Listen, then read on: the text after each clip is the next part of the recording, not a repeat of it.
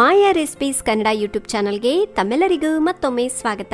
ಇವತ್ತಿನ ನಮ್ಮ ರೆಸಿಪೀಸ್ ನಲ್ಲಿ ತುಂಬಾನೇ ಸಾಫ್ಟ್ ಆಗಿ ಟೇಸ್ಟಿ ಆಗಿರುವಂತ ಇನ್ಸ್ಟಾಂಟ್ ಇಡ್ಲಿ ಯಾವ ರೀತಿ ಮಾಡೋದು ಅಂತ ನೋಡೋಣ.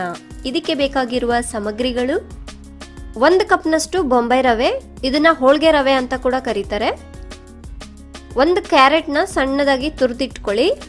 ಅರ್ಧ ಕಪ್ನಷ್ಟು ಮೊಸರು, 1 ಟೇಬಲ್ ಸ್ಪೂನ್ ನಷ್ಟು ಎಣ್ಣೆ, ಸ್ವಲ್ಪ ಕರಿಬೇವಿನ ಸೊಪ್ಪು, ಸ್ವಲ್ಪ ಕೊತ್ತಂಬರಿ ಸೊಪ್ಪನ್ನ ಕಟ್ ಮಾಡಿ ಇಟ್ಕೊಳ್ಳಿ.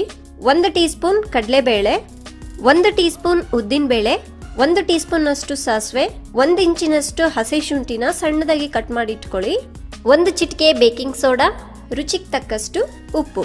ಮೊದಲಿಗೆ ಒಂದು ಪ್ಯಾನ್ನ ಹೀಟ್ ಮಾಡಿ ಅದಕ್ಕೆ ಎಣ್ಣೆನ ಹಾಕಿ, ಎಣ್ಣೆ ಕಾದ ನಂತರ ಸಾಸಿವೆ, ಕಡಲೆಬೇಳೆ, ಉದ್ದಿನ ಬೇಳೆನ ಹಾಕ್ಬಿಟ್ಟು ಲೋ ಫ್ಲೇಮ್ನಲ್ಲಿ ಹುರ್ಕೋಬೇಕು. ಸಾಸಿವೆ ಚಿಟಪಟ ಅನ್ನೋವರೆಗೂ ಹುರ್ಕೊಳ್ಳಿ. ಈ ರೀತಿ ಹುರ್ಕೊಂಡಾದ್ಮೇಲೆ ಇದಕ್ಕೆ ಹಸಿಮೆಣಸಿನ್ಕಾಯಿ, ಕರಿಬೇವಿನ ಸೊಪ್ಪನ್ನ ಈ ರೀತಿ ಕಟ್ ಮಾಡಿಬಿಟ್ಟು ಹಾಕಿ, ತುರಿದಿರೋ ಕ್ಯಾರೆಟ್ನ ಹಾಕ್ಬಿಟ್ಟು ಚೆನ್ನಾಗಿ ಮಿಕ್ಸ್ ಮಾಡ್ಕೊಳ್ಳಿ. ಕ್ಯಾರೆಟ್ ಹಾಕೋದ್ರಿಂದ ಇಡ್ಲಿಗೆ ಒಳ್ಳೆ ಕಲರ್ ಹಾಗೆ ಟೇಸ್ಟ್ ಬರುತ್ತೆ. ನಿಮ್ಗೆ ಕ್ಯಾರೆಟ್ ಇಷ್ಟ ಇಲ್ಲ ಅಂದ್ರೆ ಬರೀ ಈರುಳ್ಳಿ ಒಂದೇ ಹಾಕೋಬಹುದು. ಇದನ್ನ 1-2 ನಿಮಿಷ ಚೆನ್ನಾಗಿ ಫ್ರೈ ಮಾಡ್ಕೊಳ್ಳಿ.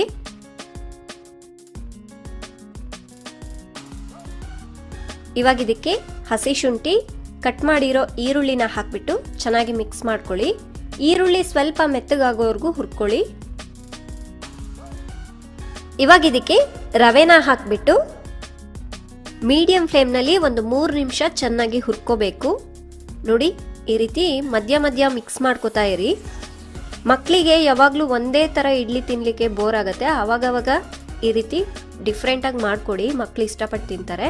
ಇವಾಗ ಆಗಿದೆ, ಸ್ಟವ್ನ ಆಫ್ ಮಾಡ್ಕೊಂಡ್ಬಿಟ್ಟು ಇದು ಸ್ವಲ್ಪ ತಣ್ಣಗಾದ್ಮೇಲೆ ಮಿಕ್ಸಿಂಗ್ ಬೌಲ್ಗೆ ಹಾಕೊಳ್ಳಿ. ಇದಕ್ಕೇನೆ ಮೊಸರು, 1 ಕಪ್ನಷ್ಟು ನೀರನ್ನ ಹಾಕೊಳ್ಳಿ. ರುಚಿಗೆ ತಕ್ಕಷ್ಟು ಉಪ್ಪನ್ನ ಹಾಕ್ಬಿಟ್ಟು ಒಂದ್ಸಲ ಚೆನ್ನಾಗಿ ಮಿಕ್ಸ್ ಮಾಡ್ಕೋಬೇಕು. ಈ ಮೊಸರು ಚೆನ್ನಾಗಿ ಹೊಂದ್ಕೊಳ್ಳೋ ರೀತಿಯಾಗಿ ಮಿಕ್ಸ್ ಮಾಡ್ಕೊಳ್ಳಿ. ಈ ರೀತಿ ಚೆನ್ನಾಗಿ ಮಿಕ್ಸ್ ಮಾಡಿಬಿಟ್ಟು ಒಂದು 10ರಿಂದ 15 ನಿಮಿಷ ಸೈಡಿಗೆ ತೆಗ್ದಿಡಿ.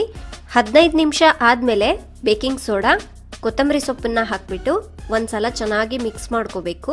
ಇವಾಗ ಇಡ್ಲಿ ಬ್ಯಾಟರ್ ರೆಡಿ ಆಗಿದೆ.